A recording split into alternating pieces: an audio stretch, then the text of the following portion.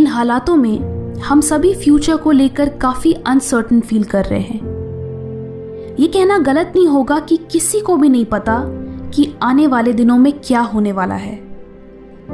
कई स्टूडेंट्स हैं जो कम्पिटिटिव एग्जाम्स के लिए प्रिपेयर कर रहे हैं। उन्हें नहीं पता कि उनके एग्जाम्स कब होंगे, बट आपने वो ग्रास हॉपर और एंट की स्टोरी तो सुनी ही होगी, जहां एंट पूरे समर खाने का इंतजाम करती है ताकि वो विंटर में सरवाइव कर सके, और ग्रास हॉपर पूरे समर टाइम मज़े करता है और विंटर के लिए कोई तैयारी नहीं करता।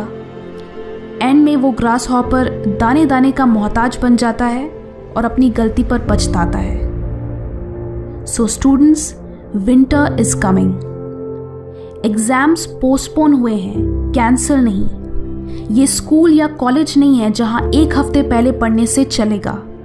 ये प्रोफेशनल कोर्सेज हैं। आपको अपने सिलेबस को कंप्लीट करने के लिए इनफ टाइम चाहिए, एंड ये टाइम आपके लिए किसी गोल्डन अपॉर्चुनिटी से कम नहीं है। कंसिडरिंग कि आपको आपकी प्रिपरेशन के लिए इतना टाइम मिला, तो कंपटीशन बहुत टफ होने वाला है, एंड मोस्ट प्रॉब्ली पेपर भी बहुत डिफिकल्ट होने वाला है। तो जिन लोगों की तैयारी तगड़ी होगी वही एग्जाम में अच्छा कर पाएंगे। इस लॉकडाउन का पूरी तरीके से फायदा उठाने के लिए आपको एक स्ट्रॉन्ग सिस्टम की ज़रूरत है, यानी प्रोडक्टिव होने की ज़रूरत है। मॉर्निंग बहुत अच्छा टाइम है जब आप बिना किसी डिस्टर्बेंस के डीप वर्क कर सकते हो। अगर आप अर्ली मॉर्निंग उठे तब शायद ही कोई इंस्टाग्राम या व्हाट्सएप पे ऑनलाइन होगा। आप आराम से पूरे फोकस एंड कंसंट्रेशन के साथ अपनी पढ़ाई कर सकते हो। दिस इज द टाइम जब आपका ब्रेन सबसे ज़्यादा अलर्ट होता है, इसलिए मॉर्निंग में याद की हुई चीज़ें आपको लंबे समय तक याद रहती हैं। जब मैं अपने एग्जाम्स के लिए पढ़ती थी तो मैं हमेशा सुबह उठकर अपने कैलेंडर में प्रीवियस डे की पढ़ी हुई चीज़ें मेंशन करती थी। इससे सुबह मुझे एक एक्स्ट्रा मोटिवेशन मिलता था कि आज भी मैं अपने सारे टास्क कंप्लीट करूंगी।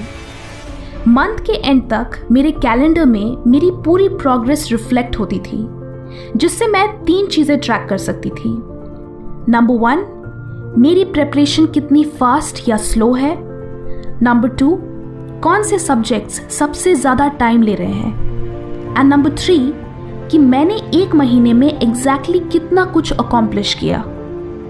ऑफन हम एग्जाम्स की तैयारी करते वक्त खुद को अप्रिशिएट करना भूल जाते हैं कि हमने कितना सारा पोर्शन कंप्लीट कर लिया, बिकॉज हम इस पे ज़्यादा फोकस करते हैं कि दूसरों ने कितना पढ़ लिया एंड हम अभी भी कितने पीछे हैं। बट अगर आप अपने प्रोग्रेस को ट्रैक करें, देन यू विल रियलाइज कि आप कितने कंसिस्टेंट हो, एंड वो आपको आगे भी और अच्छा करने के लिए मोटिवेट करेगा। जब भी आप अपनी पढ़ाई स्टार्ट करो, देन उस दिन के लिए कुछ टारगेट्स रखो कि आज मुझे ये टॉपिक्स कवर करने हैं।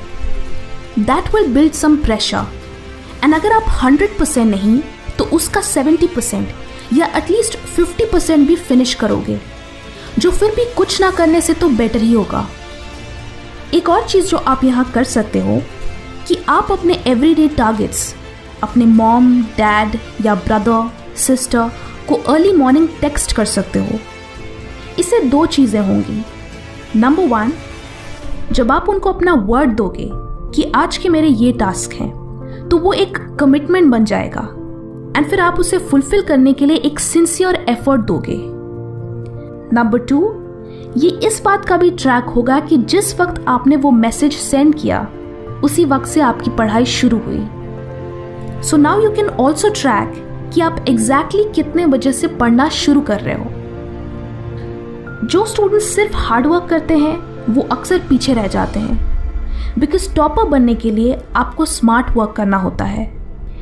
वी ऑल नो कि हमारे सिलेबस का एटलीस्ट कुछ पोर्शन ऐसा होता है जो एग्जाम में बार बार पूछा जाता है। सो उन टॉपिक्स पे ज़्यादा फोकस करो, बिकॉज उससे आपके सबसे स्कोरिंग टॉपिक्स पहले ही कवर हो जाएंगे। ये टॉपिक्स आप प्रीवियस ईयर क्वेश्चन पेपर्स से पता लगा सकते हो। द फेमस पैरेटो रूल भी यही कहता है कि सिर्फ 20% इनपुट से 80% आउटपुट अचीव किया जा सकता है। आपके केस में इसका मतलब है कि आप कम से कम एफर्ट में ज़्यादा से ज़्यादा मार्क्स ला सकते हैं। And last but not the least, आप इस टाइम को नोट्स बनाने के लिए यूटिलाइज कर सकते हो। कई स्टूडेंट्स नोट्स बनाते वक्त पूरी बुक को अपने नोटबुक में कॉपी पेस्ट कर देते हैं, जो कि बिल्कुल गलत तरीका है। जब आप नोट्स लिखते हो तो उसका बेसिक पर्पस ये है कि आपको वो इन्फॉर्मेशन याद हो। अगर आप पूरी बुक ही कॉपी कर लोगे तो आपका ब्रेन इतनी सारी इन्फॉर्मेशन याद नहीं रख पाएगा। आपको अपने ब्रेन को हेल्प करना है ताकि वो एटलीस्ट कीवर्ड्स याद रख सके। So just right the keywords. इससे आपको सिर्फ इंपॉर्टेंट चीज़ें ही याद रखनी होंगी एंड साथ ही नोट्स लिखने में ज़्यादा टाइम भी कंज्यूम नहीं होगा। इसे कहते हैं स्मार्ट वर्क। अगर आप चीज़ों को लॉन्ग टर्म के लिए याद रखने में स्ट्रगल करते हैं देन आपको एक इफेक्टिव नोट टेकिंग सिस्टम की ज़रूरत है, जो मैं आपको एक अलग वीडियो में एक्सप्लेन करना चाहूँगी। सो कमेंट्स में बताएं कि क्या आप how to make effective notes पे वीडियो देखना चाहेंगे। वीडियो अच्छी लगी तो लाइक करें एंड बहुत अच्छी लगी तो शेयर भी करें। Thank you and stay focused.